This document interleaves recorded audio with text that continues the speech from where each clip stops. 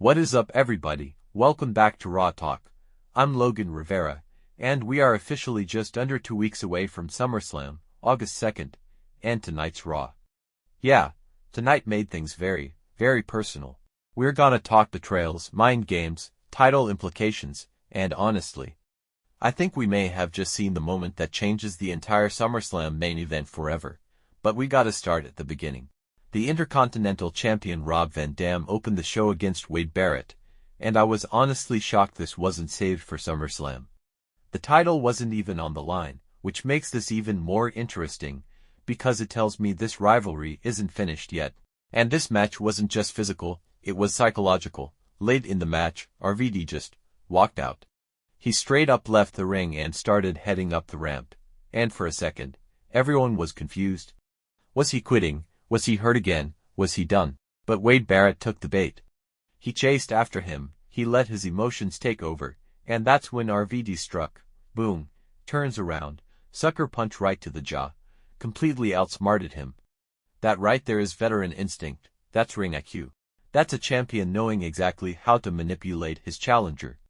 RVD wins the match. He's now 2-0 against Wade Barrett. But let's be honest, Barrett isn't going to forget that. And after everything with Kurt Angle last week, you have to wonder if Kurt Angle is still lurking in the background somewhere. There are too many moving parts here. SummerSlam feels like the inevitable destination for this rivalry.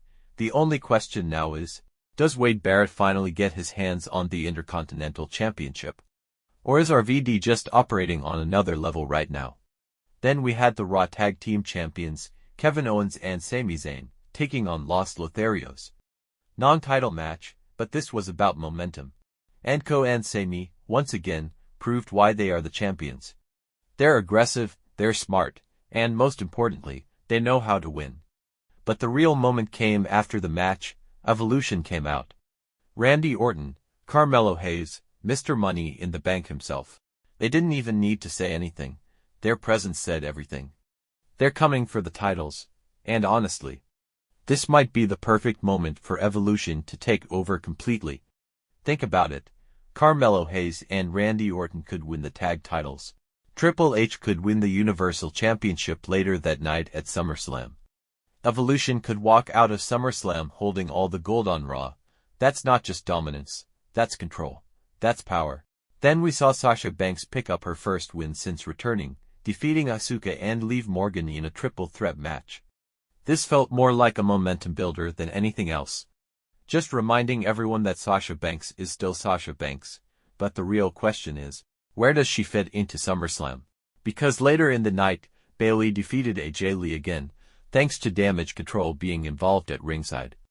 If AJ Lee won that match, she would get a rematch for the Raw Women's Championship at SummerSlam. And that was supposed to be the end. AJ Lee wasn't supposed to get her rematch, but AJ Lee went straight to management. She demanded her opportunity, and now it's official. Bayley versus AJ Lee, Raw Women's Championship, SummerSlam. Their rivalry ends on the biggest stage of the summer, which leaves Sasha Banks on the outside, for now. And something tells me Sasha Banks isn't going to stay quiet for long. But now we need to talk about the main event, because this wasn't just a match. This was a friendship breaking apart in front of our eyes. Triple H challenged Shawn Michaels earlier in the night. He said he wanted to help his friend get back into form, help him prepare for SummerSlam, help him sharpen himself before the biggest match of his return. It sounded respectful, it sounded honorable, but Shawn Michaels made one change. He made it no disqualification. And when Triple H found out, he was furious. Because suddenly, this wasn't preparation.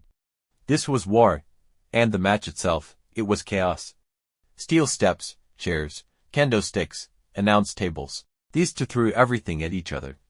They fought like rivals. They fought like enemies. And in the end, Shawn Michaels won. Sweet chin music. Triple H goes down. Shawn Michaels celebrates. The crowd is electric. Triple H gets back up. He extends his hand. And for a moment, it looked like respect. It looked like friendship. It looked like DX, and then, low blow. Triple H drops Shawn Michaels right there in the ring. No hesitation, no remorse, just betrayal. The entire arena went silent, because now everything has changed. This isn't just Shawn Michaels versus Triple H versus The Rock anymore. This is personal. This is betrayal. This is revenge. And let's not forget, The Rock wasn't even here tonight. He didn't need to be, because his two challengers just destroyed each other. And that might be the smartest move he could have made. But something tells me, Triple H isn't done. Evolution isn't done, and Shawn Michaels.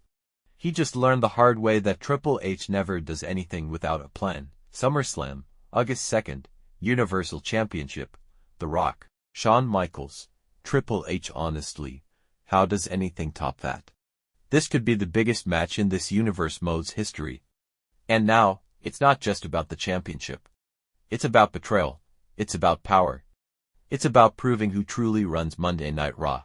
Thank you guys for watching Raw Talk. If you enjoyed, make sure to like, subscribe, and stay tuned. Talking Smack returns this Friday, and we are officially on the road to SummerSlam. I'm Logan Rivera, and I'll see you next time.